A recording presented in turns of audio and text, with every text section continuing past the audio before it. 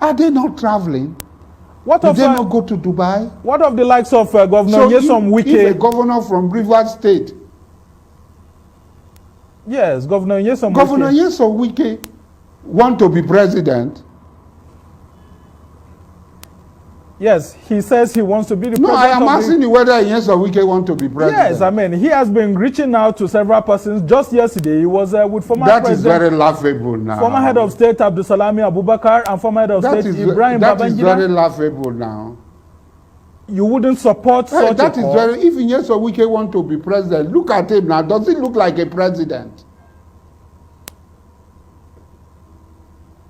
So we want to get a president like that. Well, he's a Nigerian and he's entitled to contest for he himself should know that. No, everybody is entitled to contest. It is our PVC. We are going to examine the person. Somebody carrying cutlass and dancing on the street. Somebody saying this, that. Is it the president you want? And one would want to ask, what of an Atiku Abubakar? Because the PDP seems like it's set to give him their ticket again. What would that mean for the politics of the South and the North in the country? No, if you look at Atiku Abubakar, look.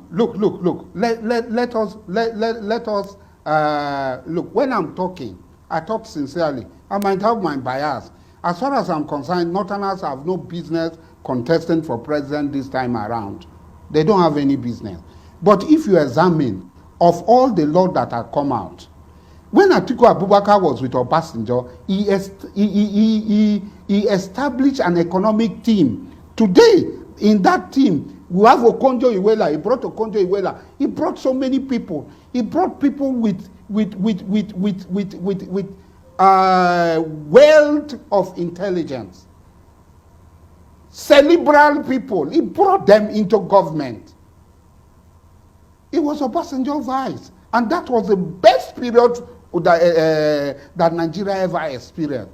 So if you look at Atiku Abubakar, he has never been a governor. He was elected a governor, he did not take, he was a vice president, he was just a spare tire. But the team he established, even that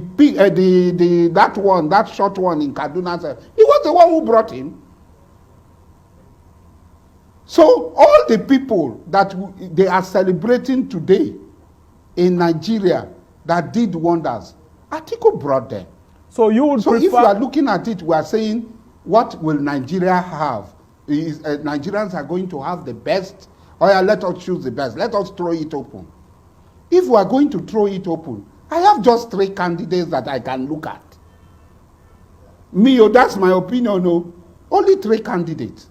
And these 3 candidates who are Engineer Ten Jacqueries. Yeah, we would like to know them actually. Yes, with these 3 candidates are Engineer Ten Jacqueries of APC. He has never been in government. He's a businessman. He's doing his thing. It's clearly he's managing a good business.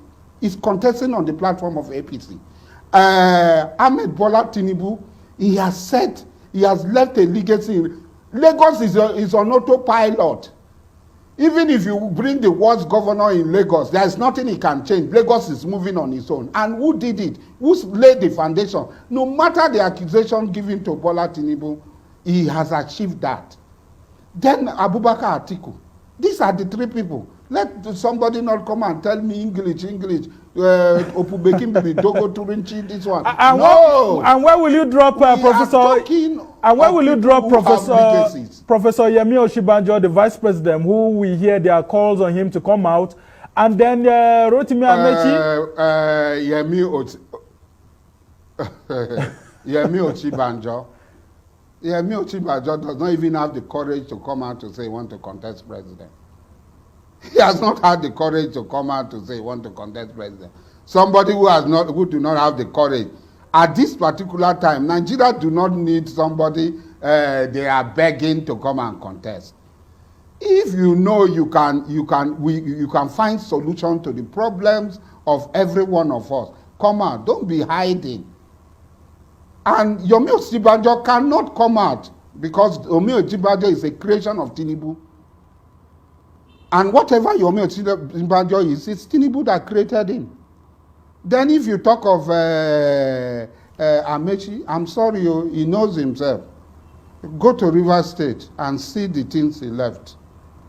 Rivers State was budgeting 3 billion every year during the 8 years of Amechi. You go and check the budget record. 3 billion. When Dubai was in economic crisis, they needed only $15 billion for bailout. Dubai that looks like heaven. When you read the Bible, they say, I saw New Jerusalem coming from heaven. They are going to rewrite that Bible very well. Because if you go to Dubai, you will see that the New Jerusalem had already come. And somebody budgeted 8 years, $3 billion. And Port Harcourt is still a village. Port Harcourt is a very big village and a slump. Interesting indeed. As we try to round up this conversation, he wants to be president. We haven't heard your voice on other young people like Yaya Bello in APC. He says he is very young and he is courageous to bring lots of development to the country if given an opportunity. And the likes of Peter Obi, yes, former Anambra State governor. Yaya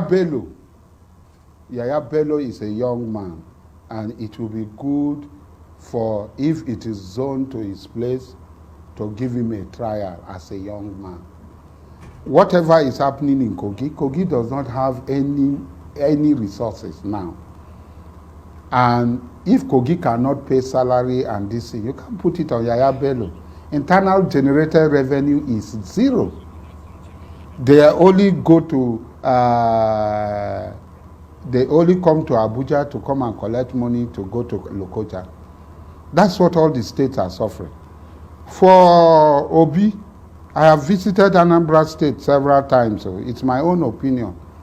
I have not seen anything that Obi has done that is different from you dig borehole, you construct road. These are not the things now. Look, go to Cape Verde. Cape Verde, yeah. Small Cape Verde, you think you are in Europe. Go to Mauritius, you think you are in Europe. These are African countries, though. They are not producing anything. Then somebody from Anambra State, with Onitsha, with Inewi, with everything, with money from Abuja, you see nothing. Everywhere you see erosion, they say he achieved something. And I say, what is the achievement now? At least we have traveled to go and see things. That's why one musician say, travel and see. Okay. My brother, travel and see. Very interesting. So if I am rating these people, I cannot consider Peter Obi or me. All right. Asari Dokubo is a Niger Delta rights activist, and he has been speaking with us on some of the issues happening in the Niger Delta concerning the high rate of crude oil theft and the insecurity in that region. And then, of course, he has shared his views on Nigeria's 2023 politics with us. I must thank you for joining us on the show to take a look at these national issues. And that's how it's been for this edition of the ARISE interview. Do join us again tomorrow from me and the entire team here in Abuja. Goodbye and thank you for watching. I'm Sumner Sambo.